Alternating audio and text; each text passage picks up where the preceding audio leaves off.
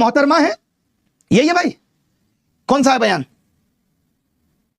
ये सुनिए साहब, मोहतरमा का बयान सुनिए, आपका भी टीचर साहब खून खोल जाएगा।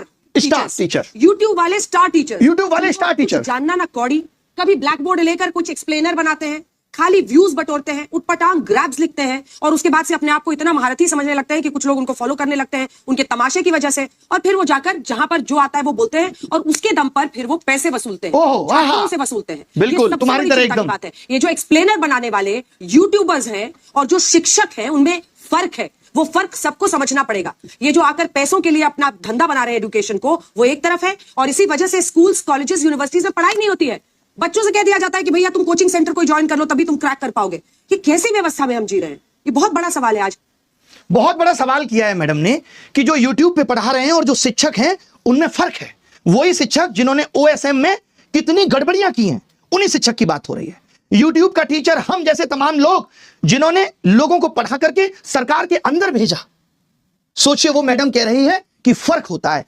फर्क मैडम रियल मीडिया और आपके जैसी चाटुकारी मीडिया में भी होता है। पता है आपको, यह समझना पड़ेगा। जिस तरीके से आप कह रही ना व्यूज के लिए, आप टीआरपी के लिए किस तरीके से स्टूडियो के अंदर घमासान कराती हैं वो दुनिया ने देखा है कि कोई लॉजिक नहीं, सिर्फ उलूल जुलूल बातें। ये पत्रकारिता है तुम्हारी, इसको नंबर मिलने चाहिए। ये पत्रकारिता है लोगों के लिए। ये देखिए, झालमुड़ी सिर्फ एक स्ट्रीट फूड नहीं है, एक इमोशन है। ये इमोशन है झालमुड़ी, ओए होए, एक जज्बात है। गजब पत्रकारिता करती हैं। गलियों की आवाज है, रेलवे प्लेटफॉर्म की हलचल है, गंगा किनारे की ठंडी हवा के साथ घुला हुआ स्वाद है, जिसमें सरसों के तेल की तीखी खुशबू, हाय हाय, सरसों की तेल की तीखी खुशबू, चटपटाहट, उसी की सुंदरता है साहब। एक ऐसी कहानी बनाते हैं जो हर बंगाली के दिल में बस जाती है। जो आपने पोएट्री चिपकाई है ना, कसम से मजा आ गया। सोचिए कैसे कैसे मीम बन रहे हैं तुम लोगों पे। जहां जाते हो वहां लोग मोदी मीडिया, मोदी मीडिया, गोदी मीडिया चिल्ला के संबोधित करते हैं। सड़क पे निकलने की औकात नहीं बची है। मालूम है, इस देश के एंकर्स की सड़क पे उतरने की औकात नहीं बची है। अब इनका जीवन स्टूडियो तक सीमित है। लोग गिरेबान पकड़ के पूछ लेंगे कि क्या कर रहे हो। आपको तो चौथा स्तंभ कहा जाता था। पिछले साल रैंकिंग 153 थी, इस साल 157 है, और वो यूट्यूब के एजुकेटर्स पे सवाल उठा रहे हैं। तुमने क्या किया भाई? कभी प्रधानमंत्री से तुम सवाल पूछ पाए?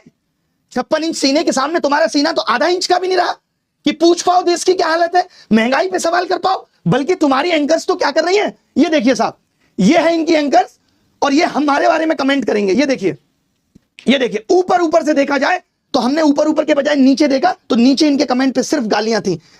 1 मिलियन के करीब फॉलोअर्स हैं, पोस्ट पे 1000 लाइक नहीं है, और नीचे देखा हमने तो सिर्फ गालियां थी। क्या वफादारी की है तुमने देश के साथ? नहीं। एक मोहतरमा है, ये भाई कौन सा है बयान,